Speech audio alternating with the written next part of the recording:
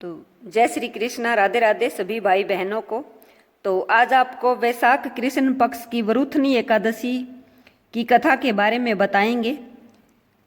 तो कथा भी सुनाएंगे और व्रत विधि भी बताएंगे। तो आइए सुनते हैं। तो यह व्रत जो है पापों के विनाश और धन समृद्धि की प्राप्ति के लिए किया जाता है। इस एकादशी का पालन करने से व्यक्ति की रक्षा होती है।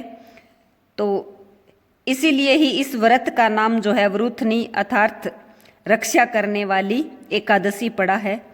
तो वरुथनी एकादशी की व्रत कथा इस प्रकार है कि एक बार राजा मादांता ने भगवान श्री कृष्ण से पूछा कि हे माधव, कृपा मुझे वैशाख कृष्ण पक्ष की एकादशी का महात्म्य बताइए।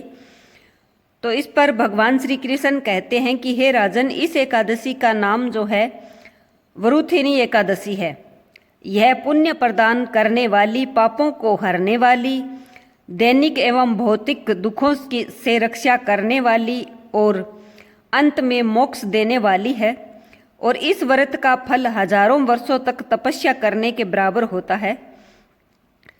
तो कथा इस प्रकार है कि राजा मादांता और वरुथनी एकादशी। प्राचीन समय में नर्मदा नदी के किनारे राजा मादांता तपस्या कर रहे थे। वे बहुत धर्मात्मा और सत्यवादी राजा थे।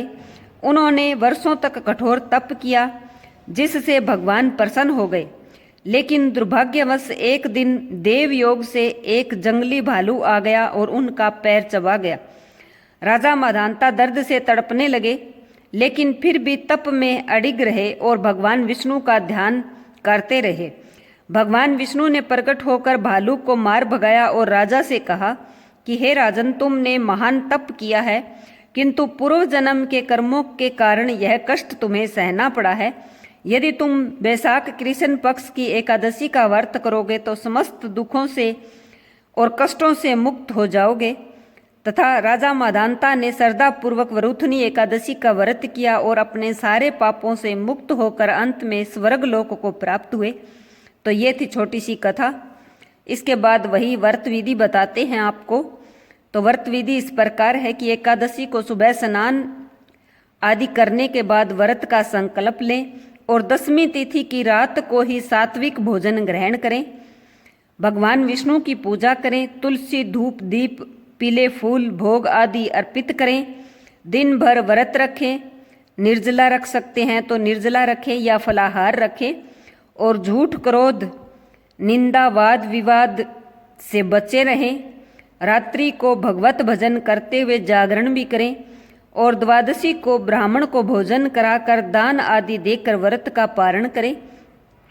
इस व्रत के करने से कहते हैं कि पूर्व जन्मों के पाप होते हैं वो भी तो नष्ट होते हैं, और अगर कोई दुर्भाग्य होता है तो वो दूर होता है। शरीर, मन और आत्मा को बल मिलता है। और यह व्रत करने से राजा हरिश्चंद्र जैसे पुण्य की प्राप्ति होती है। और अंत में जो है व्यक्ति को मोक्ष की प्राप्ति भी होती है। तो ये थी कथा छोटी सी। तो बताना आपको कैसी लगी कथा। जय श्री कृष्णा, राधे राधे सभी भाई।